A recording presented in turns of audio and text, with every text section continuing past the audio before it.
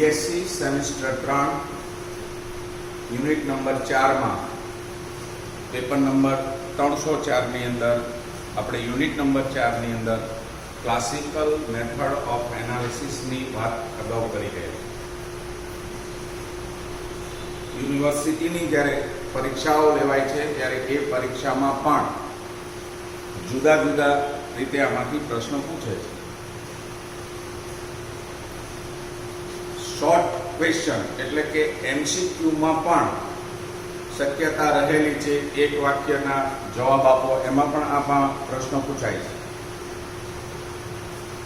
તો classical method of analysis નો જ્યારે આપણે અભ્યાસ પૂર્ણ કરી ગયા છીએ ત્યારે એના ચોક્કસ પ્રકારના નિયમો હોય છે, એમાં ચોક્કસ પ્રકારની ત્રુટીઓ આવવાની સંભાવના છે. એસાઇનમેન્ટમાં તમે જોયું કે ભારમાપક પૃથક્કરણમાં ત્રુટીઓ કેવી રીતે નિવારી શકાય છે અથવા ભારમાપક પૃથક્કરણની અંદર કઈ કઈ બાબત ધ્યાનમાં લેવા જેવી છે. અને એથી આગળ પ્રશ્ન રૂપે આપણે જોયું કે ફેરસ એમોનિયમ સલ્ફેટ માંથી એપીનું Fe2O3 તરીકે ભારમાપક પદ્ધતિથી સમજાવો. એ પછી એપીનું Fe2O તરીકેનો પ્રશ્ન પૂછાય, એલ્યુમિનિયમનું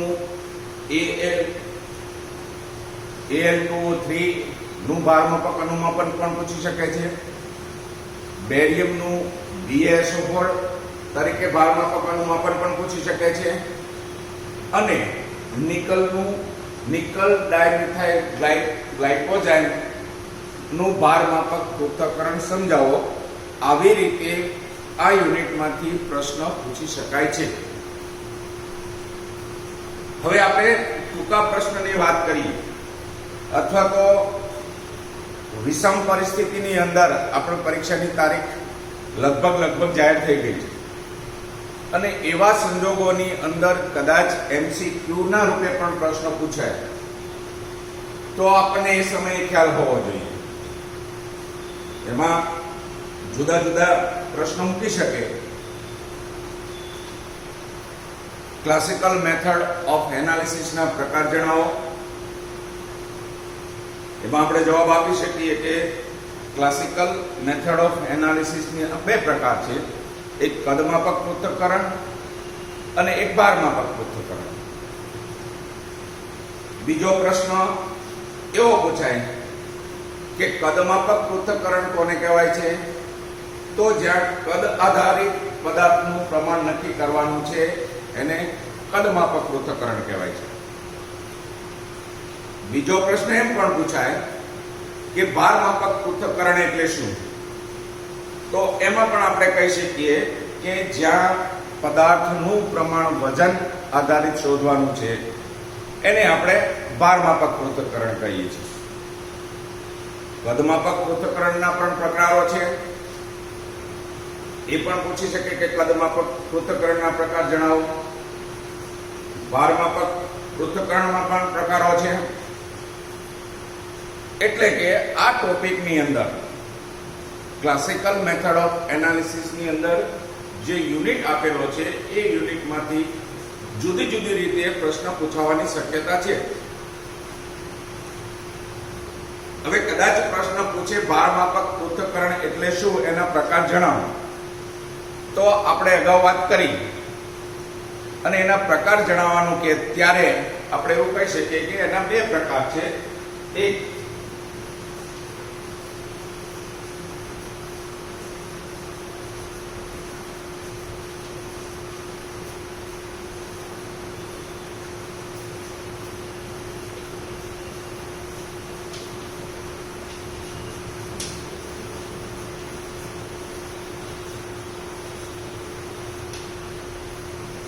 સીધું જ અવક્ષેપણ અને બીજો પ્રકાર છે જુદા પ્રકારનો અવક્ષેપણ.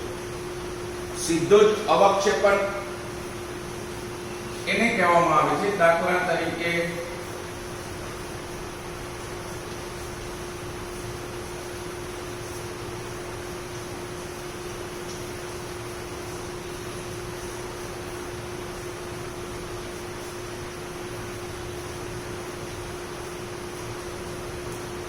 બેરિયમનું જે ભારમાપક પૃથ્થકરણ છે એ ભારમાપક પૃથ્થકરણ એ સીધા અવક્ષેપણના પ્રકારમાં આવે છે.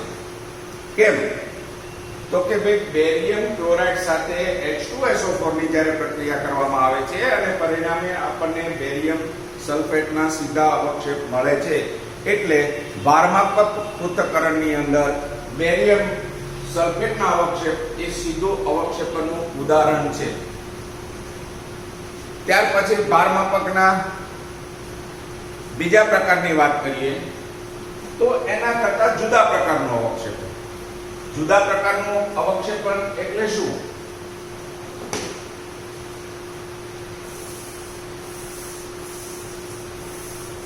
અહીંયા બેરિયમ સલ્ફેટ રૂપે આપણે અવક્ષેપણ કર્યું અને સીધા પ્રકારનું અવક્ષેપણની પદ્ધતિ કીધી. જ્યારે જુદા પ્રકારના અવક્ષેપણ છે, દાખલા તરીકે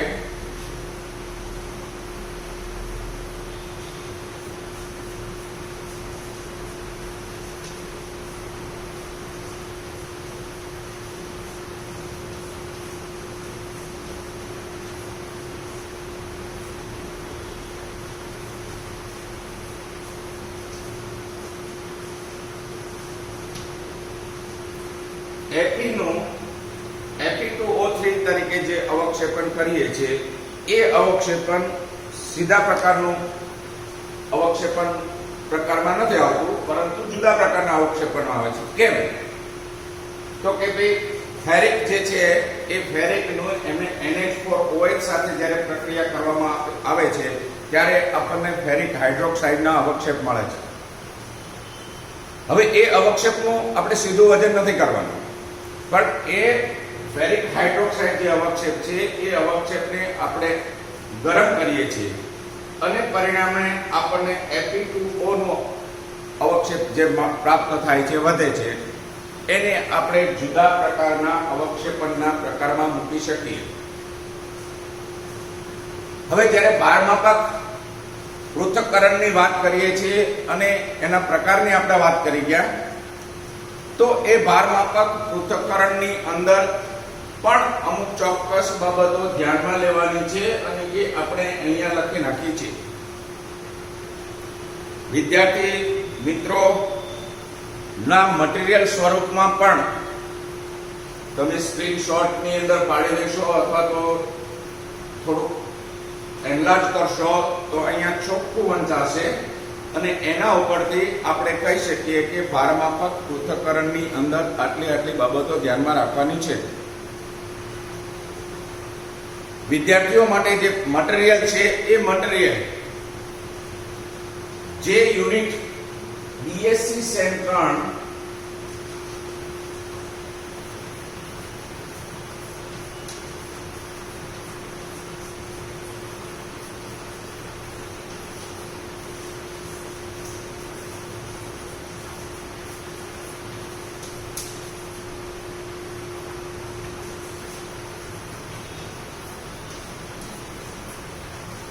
યુનિટ 4 ની અંદર ક્લાસિકલ મેથડ ઓફ એનાલિસિસ ને અગાઉના આપણે વ્યાખ્યાનની અંદર લગભગ બધું પૂરું કરી દીધેલું છે. બોર્ડવર્ક પણ કરેલું છે અને સાથે સાથે સમજાવી પણ દીધેલું છે. પરંતુ આપણે વાંચવા માટે મેં અગાઉ મેસેજ કરેલો છે અમુક મિત્રોને કે ભાઈ કઈ રેફરન્સ બુકનો આપણે ઉપયોગ કરવાનો છે અને એ રેફરન્સ બુક અને અહીંથી જે વ્યાખ્યાન આપવામાં આવેલું છે અથવા તો અહીંથી જે થોડું ઘણું જે સમજાવવામાં આવેલું છે એના ઉપરથી આપણે પરીક્ષાની અંદર જ્યારે પ્રશ્ન પૂછાય ત્યારે આસાનીથી જવાબ આપી શકીએ છીએ.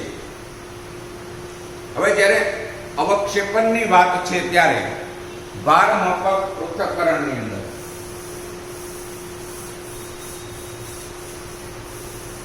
વજન આધારિત પ્રમાણ નક્કી કરવાનું છે ત્યારે સૌ પ્રથમ આપણા મગજની અંદર એ સેટ હોવું જોઈએ કે અહીંયા ચોક્કસ જથ્થાનું વજન મેળવવું જરૂરી છે અને એ જથ્થો એ અવક્ષેપના રૂપમાં આપણે મેળવવાનો છે અને એ અવક્ષેપ મેળવવા માટે આપણે એક ચોક્કસ પ્રકારની રાસાયણિક પ્રક્રિયા સાથે સાથે એના જે રાસાયણિક પ્રક્રિયકો અથવા તો જે દ્રાવણો છે એ દ્રાવણોની સાથે પ્રક્રિયા કરી અને પરિણામે છેલ્લે આપણને એક અવક્ષેપનો જથ્થો મળશે.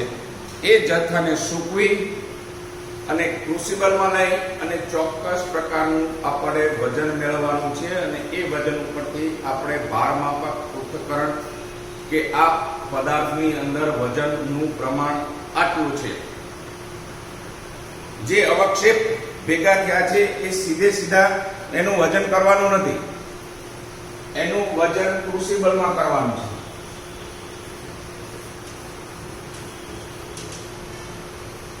અને એ ક્રુસિબલ બુચ નામના વૈજ્ઞાનિકે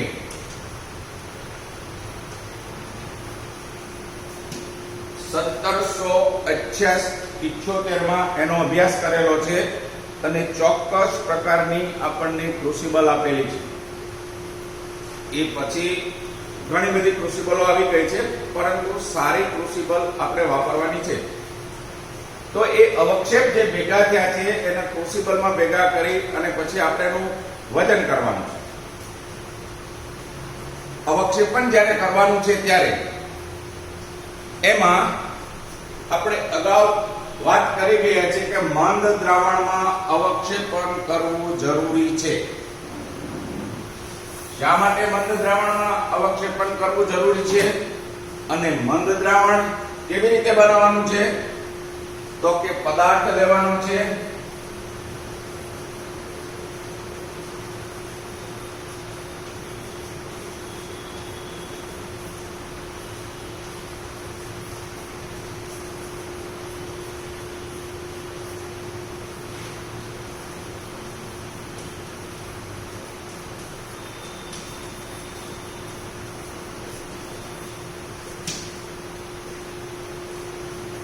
જે ચોક્કસ પ્રકારનો પદાર્થ આપેલો છે એ પદાર્થનું ચોક્કસ વજન લઈ અને યોગ્ય દ્રાવકમાં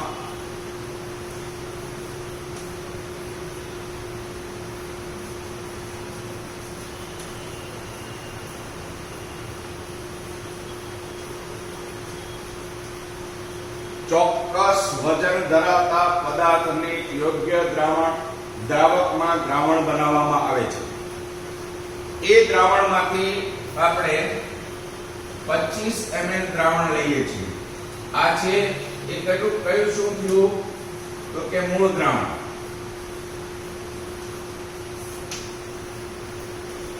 એ મૂળ દ્રાવણમાંથી આપણે 25 ml દ્રાવણ લઈએ છીએ.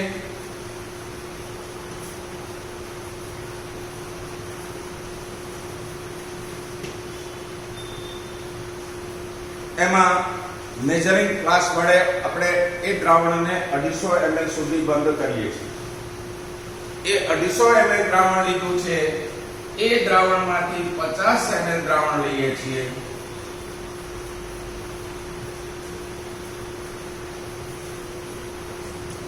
અને આશરે 100 ml ડિસ્ટિલ વોટર આપણે લઈએ છીએ. તો જે આ એક ચોક્કસ પ્રકારના પદ્ધતિમાંથી આપણે પસાર થયા છે કે ચોક્કસ વજન ધરાવતા પદાર્થ લીધો, એ પદાર્થને યોગ્ય દ્રાવકમાં એનું દ્રાવણ બનાવ્યું, જેને આપણે મૂળ દ્રાવણ કહીએ છીએ. એ દ્રાવણમાંથી આપણે 25 ml દ્રાવણ લીધું છે, 25 નું 250 કર્યું છે અને 250 માંથી પાછું 50 ml લીધું છે, એમાં 100 ml ડિસ્ટિલ વોટર લીધું છે અને એનો ઉપયોગ આપણે અવક્ષેપન માટે કરીએ છીએ. એટલે કે મંદ દ્રાવણમાં અવક્ષેપન કરવું જરૂરી છે. હવે જ્યારે આપણા દ્રાવણ તૈયાર થઈ ગયું છે, કોનિકલ ફ્લાસ્કમાં આપણે લીધું છે, ત્યારે એ કોનિકલ ફ્લાસ્કમાં લીધેલું દ્રાવણ મંદ છે.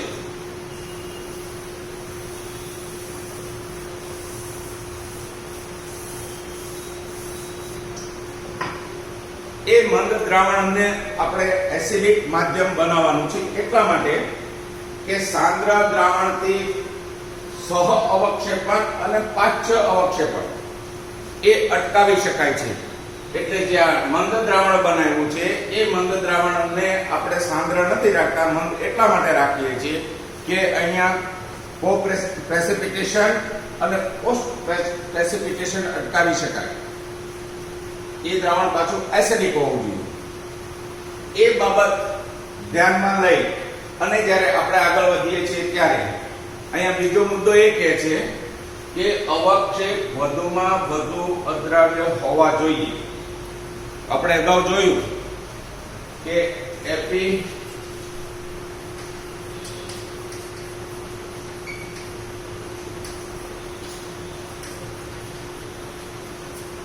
જે દ્રાવણ લીધું છે એ દ્રાવણની અંદર ઘન NH4Cl ઉમેર્યા પછી Fe+2 નું Fe3 માં રૂપાંતર કર્યા પછી આપણે અહીંયા NH4OH અવક્ષેપણ માટે જઈએ છીએ. રાતા તત્ક્રિયા અવક્ષેપમાં આપણને મળે છે. તો અવક્ષેપ વધુમાં વધુ અદ્રાવ્ય હોવા જોઈએ. જ્યારે આપણે પદાર્થના મૂળ દ્રાવણની અંદર જ્યારે આપણે અવક્ષેપણ માટે દ્રાવણ ઉમેરીએ છીએ ત્યારે એ અવક્ષેપ જે છે એ વધુમાં વધુ અદ્રાવ્ય હોવા જોઈએ. એટલે કે અદ્રાવ્ય જે રાતા તત્ક્રિયાના અદ્રાવ્ય અવક્ષેપ મળે છે એ વધુમાં વધુ અદ્રાવ્ય હોવા જોઈએ. એટલે કે એનો જથ્થો આપણને મોટા પ્રમાણમાં મળે છે. ત્યાર પછી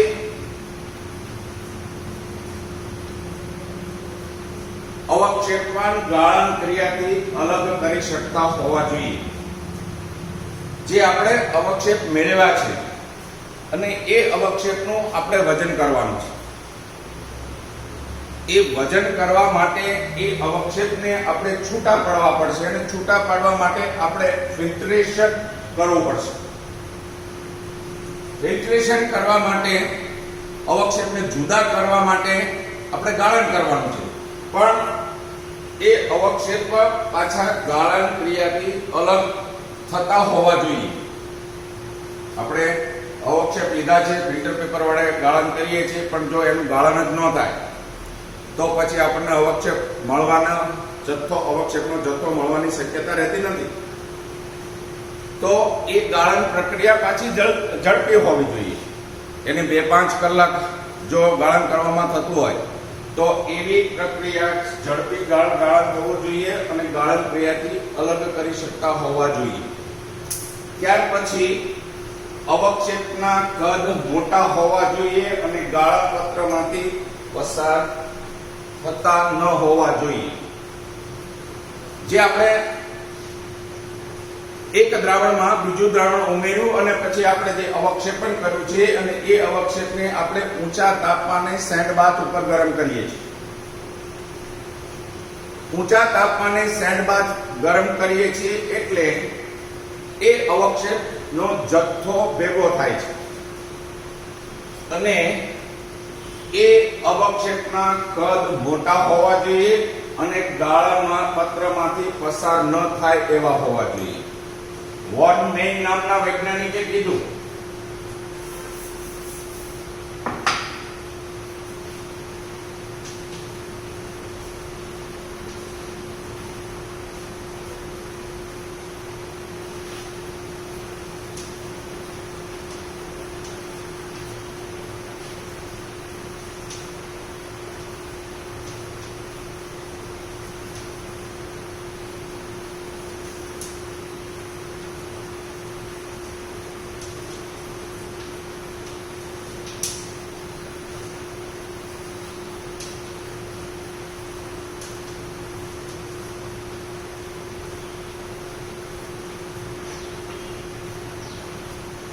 વોન મેઇન નામના વૈજ્ઞાનિકે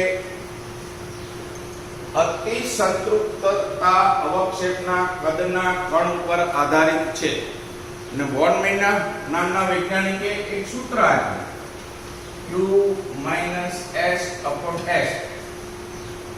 એટલે કે અહીંયા અવક્ષેપના કદ મોટા હોવા જોઈએ અને ગાળણ પત્રમાંથી પસાર ન થવા જોઈએ. આપણે જોયું કે અહીંયા અતિ સંતૃપ્તતા અવક્ષેપના કણના કદ ઉપર આધારિત છે. કોને કીધું છે? તો કે વોન મેઇન નામના વૈજ્ઞાનિકે કીધું છે. એટલે કે Q નું મૂલ્ય નાનું અને S નું મૂલ્ય જો મોટું હોય તો પ્રમાણમાં આપણને અવક્ષેપણના મોટા પ્રકારના કદના આપણને અવક્ષેપ મળશે.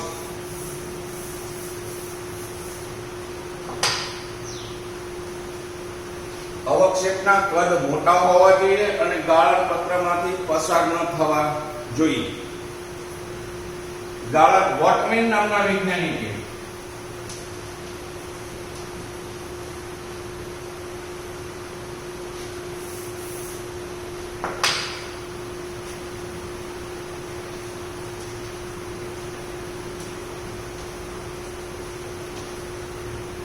એક ચોક્કસ પ્રકારના ફિલ્ટર પેપર આપ્યા અને એ ફિલ્ટર પેપરના આપણે પાછા ક્રમ આપેલા છે.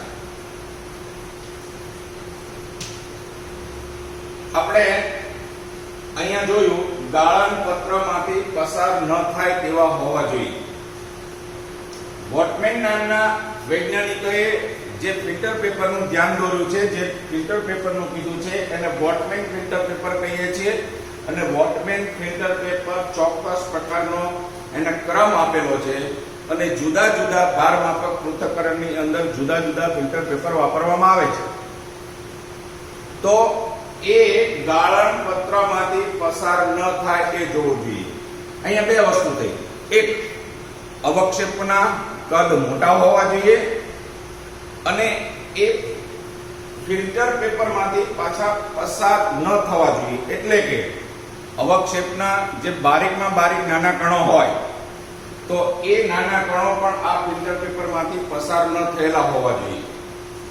વોટમેન નામના વૈજ્ઞાનિકે જે ફિલ્ટર પેપર વોટમેન ફિલ્ટર પેપર તરીકે આપણે જે ઓળખીએ છીએ એનો ઉપયોગ એટલા માટે પણ કરવામાં આવે છે કે આ ફિલ્ટર પેપર ના જ્યારે આપણે ફિલ્ટર પેપર વડે જ્યારે આપણે ફિલ્ટરેશન કરીએ છીએ ત્યારે અને ફિલ્ટરેશન પૂરું થયા પછી આપણને એક ચોક્કસ પ્રકારના અવક્ષેપ મળે છે. હોટ પોન ઉપર આપણે ગરમ કરીએ છીએ, સૂકવીએ છીએ.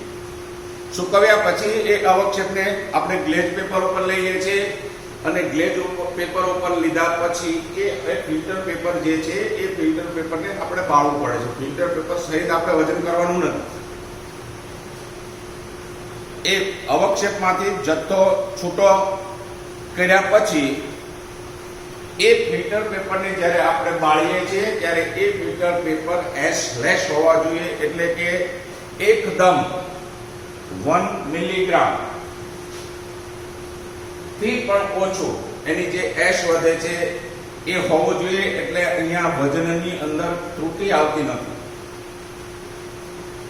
વોટમેન નામના જે ફિલ્ટર પેપર છે એ ફિલ્ટર પેપરની અંદર જ્યારે આપણે બાળવામાં આવે છે ત્યારે અહીંયા કાર્બનની એશ પણ ચોટી ન હોવી જોઈએ, નકર પણ વજન ખોટો આવવાની શક્યતા ચાન્સીસ છે. તો એનું પણ આપણે ત્યાં ખ્યાલ રાખવાનો છે. અવક્ષેપ ચોક્કસ પ્રકારનો રાસાયણિક બંધારણ ધરાવતો હોવો જોઈએ. હવે જે આપણે અવક્ષેપ મેળવ્યા છે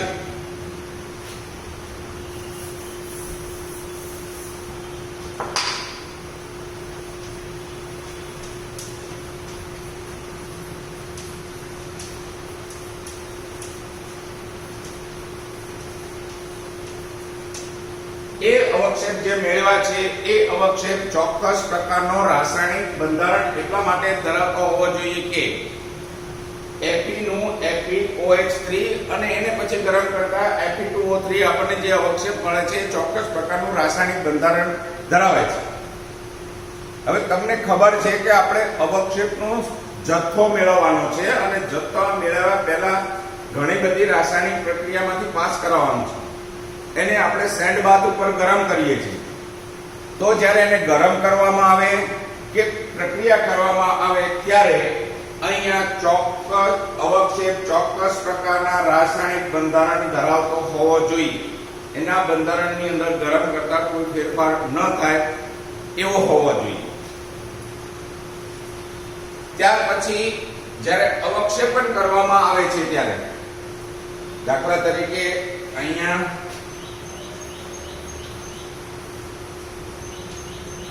NH4 મૂળ અગાઉ આપણે વાત કરી મૂળ દ્રાવણ જે મંદ લીધું છે એની અંદર એક બે Fe નું Fe+3 માં રૂપાંતર કર્યું. Fe+3 માં રૂપાંતર કર્યા પછી એમાં NH4Cl માં ઉમેર્યો. NH4Cl ઉમેર્યા પછી આપણે અહીંયા NH4OH ઉમેરીએ છીએ અને NH4OH ઉમેરીએ છીએ ત્યારે રાતા તરફીયા રંગના અવક્ષેપ આપણને મળે છે. તો એ દ્રાવણની અંદર સીધો જ વધારે પ્રમાણમાં NH4OH ઉમેરવાનો નથી, પરંતુ ધીમે ધીમે હલાવતા એક અવક્ષેપણ માટે એ દ્રાવણમાં ઉમેરવાનો છે. હવે જ્યારે ધીમે ધીમે અને હલાવતા જ્યારે આપણે દ્રાવણ ઉમેરીએ છીએ ત્યારે શરૂઆતની અંદર જ્યારે પહેલી જ વખત આપણે જ્યારે દ્રાવણ ઉમેરીએ છીએ ત્યારે એ જે થોડા અવક્ષેપ આવે છે એ ન્યુક્લિયસની જેમ વર્તે છે અને પરિણામે ધીમે ધીમે હલાવતા એ અવક્ષેપણ થતું જાય છે, એમ એ અવક્ષેપના કદ મોટા થતા જાય છે.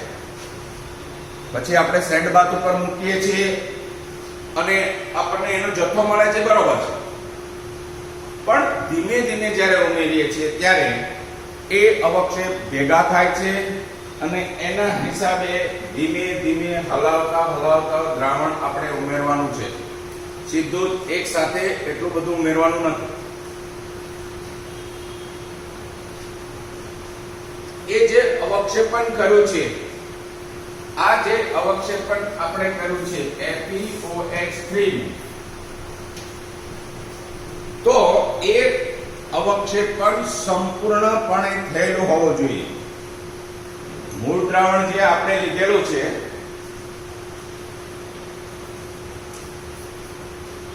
એ જે મૂળ દ્રાવણમાંથી આપણે Fe નું પ્રમાણ Fe2O તરીકે લેવાનું છે.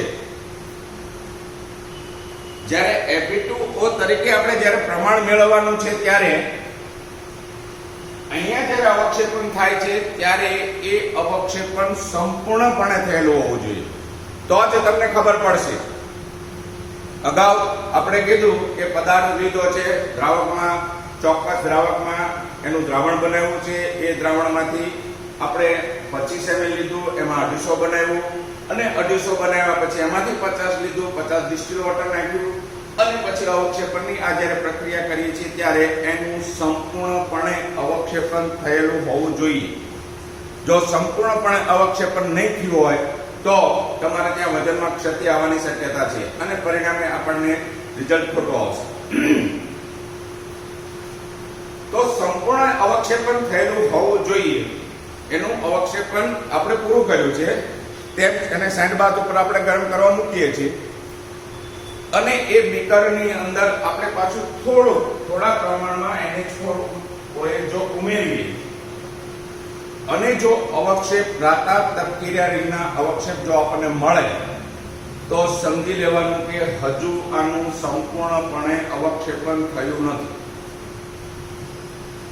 અને જો થોડા ઉમેરતા અવક્ષેપણ થયા પછીની વાત છે અને અવક્ષેપણ થયા પછી થોડું ઉમેરી અને જો અવક્ષેપ ન આવે તો સમજી લેવાનું કે આનું સંપૂર્ણપણે અવક્ષેપણ થઈ ગયેલું છે. એટલે કે એ દ્રાવણનું સંપૂર્ણ અવક્ષેપણ થવું જરૂરી છે.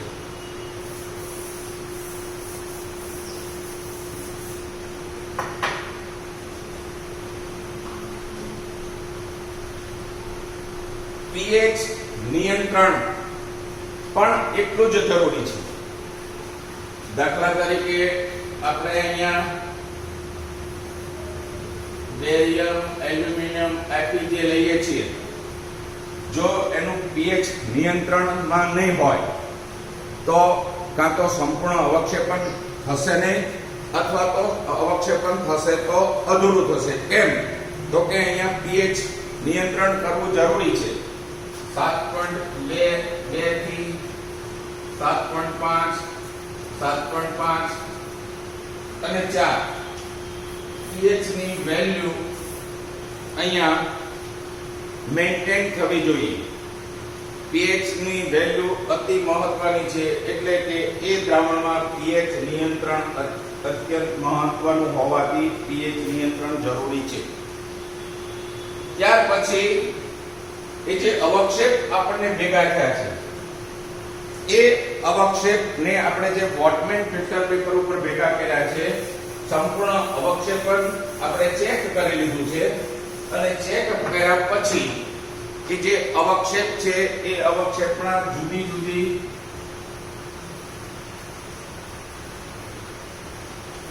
અશુદ્ધિઓ હોવાની શક્યતા છે અને એ અશુદ્ધિઓના હિસાબે આપણના વજનની અંદર ફેરફાર થાય અને પરિણામ ખોટું આવે છે.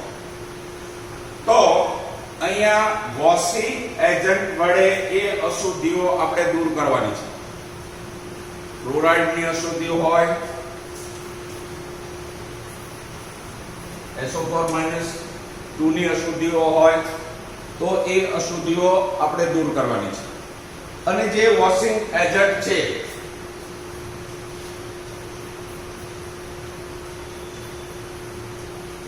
એ NH4NO3 નો વોશિંગ એજન્ટ તરીકે આપણે ઉપયોગ કરીએ છીએ. એટલા માટે આ એજન્ટનો ઉપયોગ કરીએ છીએ કે આ એજન્ટ એ બાષ્પશીલ છે.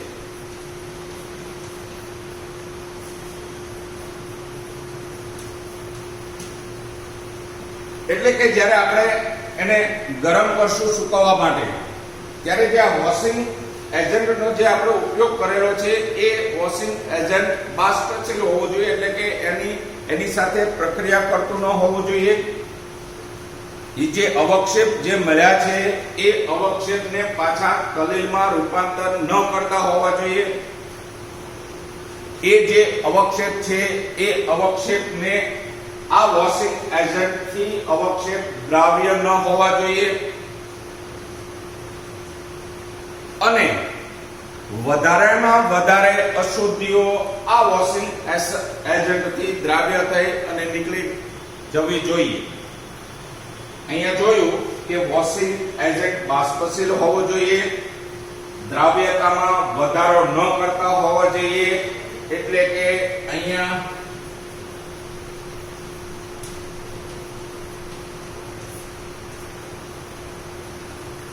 જે અવક્ષેપ મળ્યા છે એ અવક્ષેપ પાછા વોશિંગ એજન્ટ આપણે જે એને વોશ આપીએ છીએ, વોશ શા માટે જરૂરી છે? તો કે એમાં ઘણા બધા પ્રકારની અશુદ્ધિઓ રહેલી છે. આપણે અહીંયા કોઈ પણ એક દ્રાવણ વાપર્યું નથી. પહેલેથી શરૂઆત કરીએ તો મૂળ પદાર્થ આપણે લીધેલો છે. એમાં પાછા યોગ્ય દ્રાવકમાં આપણે દ્રાવણ બનાવેલું છે. દ્રાવણ આપણે ડિસ્ટિલ વોટર બનાવેલું છે. ડિસ્ટિલ વોટર વડે બનાવેલું છે. એમાં ડિસ્ટિલ વોટર ઉમેર્યું છે. ડિસ્ટિલ વોટર ઉમેર્યા પછી ઘણા બધા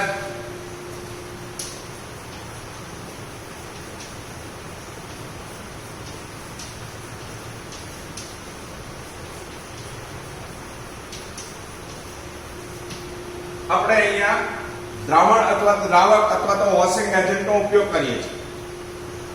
એટલે ચોક્કસ પ્રકારનું જ્યાં આપણે અવક્ષેપણ મેળવવાનું છે અને એ અવક્ષેપણ મેળવવા માટે આપણે એક પછી એક જે પ્રક્રિયામાંથી પસાર થઈએ છીએ એ પ્રક્રિયાના હિસાબે અગાઉ આપણે અહીંયા જોયું કે કો-પેપ્ટાઇડેશન, પ્રેસિપિટેશન અને પોસ્ટ પ્રેસિપિટેશન, સહ અવક્ષેપણ અને પાછ અવક્ષેપણ પણ ન થવું જોઈએ.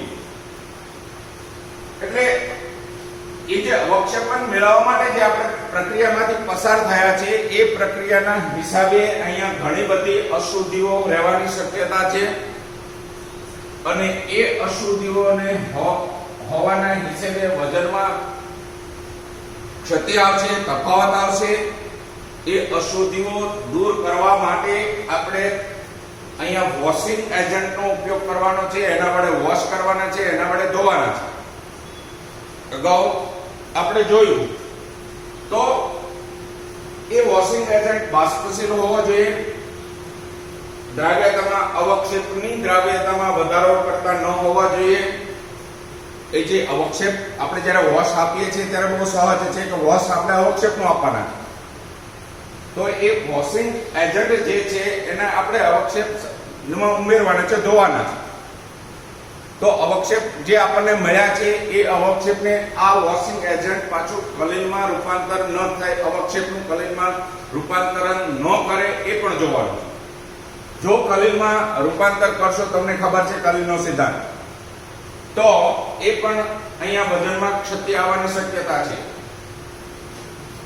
બીજું કે જે આ વોશિંગ એજન્ટ છે એ વોશિંગ એજન્ટ પાછું રાસાયણિક પ્રક્રિયા કરતા ન હોવા જોઈએ. તો આપણે જે પરિણામે આપણે જે અવક્ષેપ મેળવવાના છે એ અવક્ષેપના વજનમાં ત્રુટિ આવવાની શક્યતા ઓછામાં ઓછી છે અને પરિણામે આપણે જે અવક્ષેપ મેળવીએ છીએ, અવક્ષેપનો જે જથ્થો મેળવીએ છીએ એ જથ્થો આપણને વધારે પ્રમાણમાં વ્યવસ્થિત શુદ્ધ સ્વરૂપમાં મળશે અને વજન ચોક્કસ આવશે. તો જ્યારે આપણે અહીંયા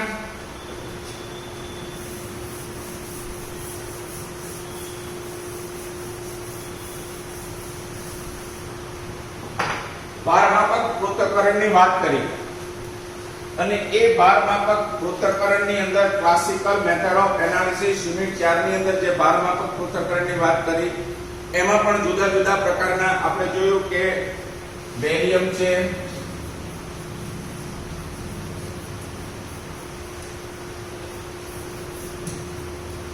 એફીનું તો આપણે એફીનું Fe2O તરીકે ભારમાપક પૃથ્થકરણ સમજાવો જે પરીક્ષાની અંદર પ્રશ્ન પૂછો છે એનું આપણે બહુ વ્યવસ્થિત રીતે વાતચીત કરી દીધી છે. અને ત્યાર પછી એની અંદર જે કઈ ત્રુટિઓ, ખામીઓ અથવા કઈ કઈ બાબતો ધ્યાનમાં લેવાની છે એ એક પછી એક આપણે જોયું. એક જે આપણે અવક્ષેપણ કરવું છે એટલે અવક્ષેપણ કરવા માટે કઈ કઈ બાબત ધ્યાનમાં લેવાની છે. ભારમાપક પૃથ્થકરણની અંદર જે આપણે પ્રકાર જોયા કે સીધું અવક્ષેપણ અને જુદા પ્રકારનું અવક્ષેપણ. અવક્ષેપણ પદ્ધતિ ભારમાપક પદ્ધતિ મુજબ આપણે વધવાનું છે એટલે અહીંયા અવક્ષેપ મેળવવાના છે. અવક્ષેપ મેળવવાના છે ત્યારે અહીંયા જુદા જુદી ઘણી બાબત ધ્યાનમાં રાખવાની છે. મંદ દ્રાવણમાં અવક્ષેપણ કરવું, જે આપણે પદાર્થ લીધો એને યોગ્ય ચોક્કસ વજનનો પદાર્થ લીધો, એ પદાર્થને આપણે યોગ્ય દ્રાવકમાં દ્રાવણ બનાવી અને એમાંથી 25 ml લીધું, એનું 250 લીધું, એમાંથી 50 ઉમેરી અને એને એમાં 100 ડિસ્ટિલ વોટર ઉમેર્યું. સાંદ્ર દ્રાવણથી કો પ્રેસિપિટેશન અથવા તો પોસ્ટ પ્રેસિપિટેશન અટકાવી શકાય છે. મંદ એટલા માટે છે જો એ દ્રાવણ સાંદ્ર હોય તો સહ અવક્ષેપણ અને પાશ્ચ અવક્ષેપણ આપણે અહીંયા નિવારી શકીએ છીએ. એમાં એની અંદર એસિડિક દ્રાવણ હોવું જરૂરી છે. એ અગાઉ આપણે જોઈ ગયા છે કે ભાઈ આપણે જ્યારે અવક્ષેપણ કરીએ છીએ ત્યારે એ અવક્ષેપણની અંદર pH નિયંત્રણ જરૂરી છે. pH નિયંત્રણ નહીં હોય તો કાં તો અવક્ષેપણ ઓછું થાય છે અથવા તો અવક્ષેપણ થવાની શક્યતા નથી.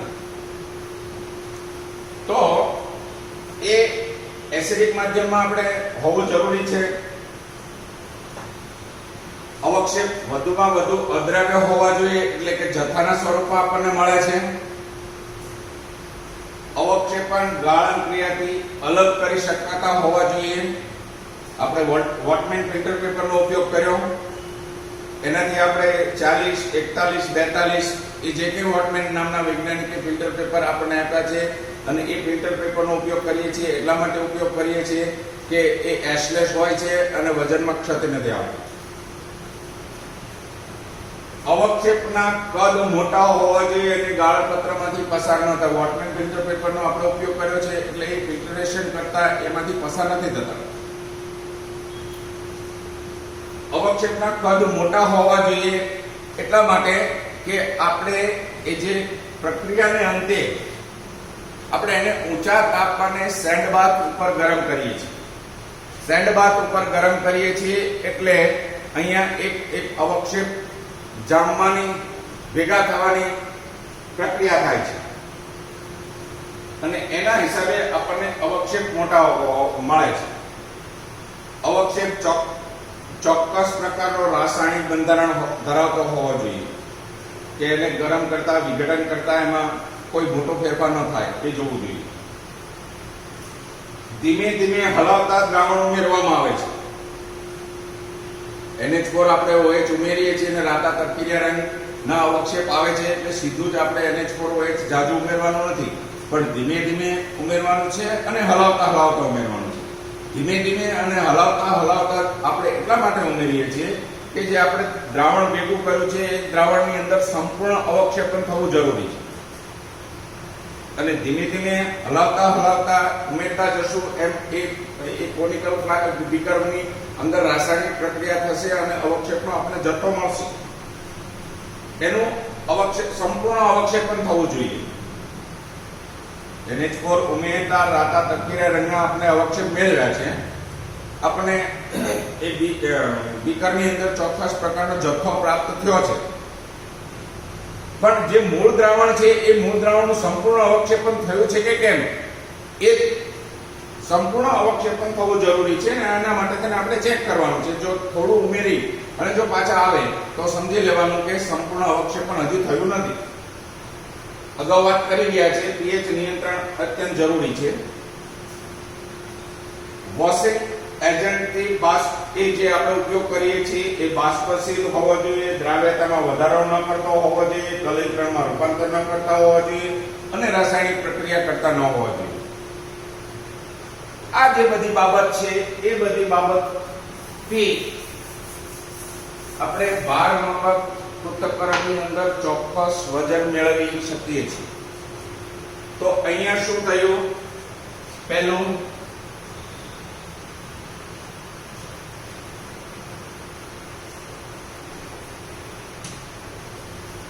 દ્રાવણ બનાવ્યું,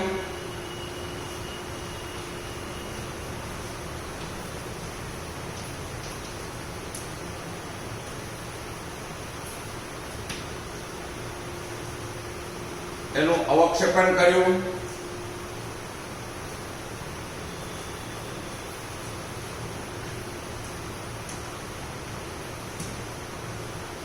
એનું ડાયજેશન કરીએ છીએ. ડાયજેશન કર્યા પછી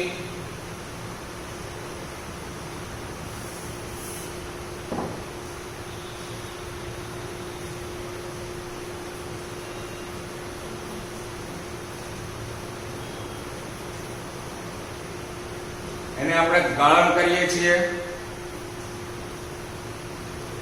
ગાળણ કર્યા પછી આપણે એને વોશ કરીએ છીએ.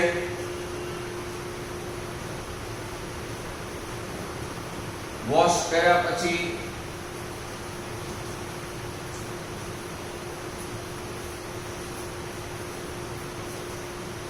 એ અવક્ષેપને આપણે હોટ પોન ઉપર ગરમ કરી અને સૂકવીએ છીએ અને સૂકવ્યા પછી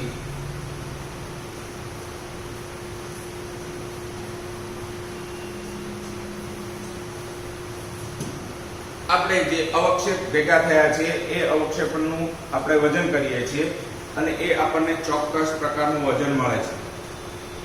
નેક્સ્ટ ટાઈમ આપણે ભાર માપકના જે 4 જુદા જુદા વાત કરી દીધી છે